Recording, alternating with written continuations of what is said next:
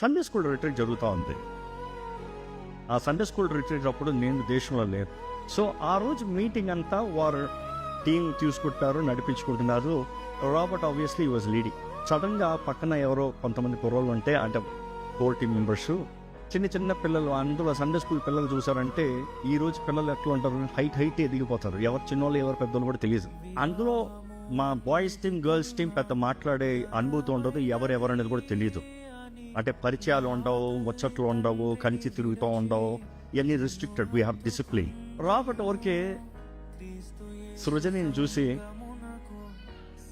ఎవరి చిన్న పిల్ల అని అడిగాడంట.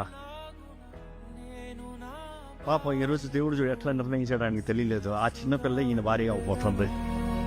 నా ప్రియ సతీవే, నాలో భాగస్వామివై, యేసును వెంబడించు సహవాసివై, అంతము వరకు నీకు తోడై ఉండి, క్రీస్తుని నీడలో ఫలించెదము.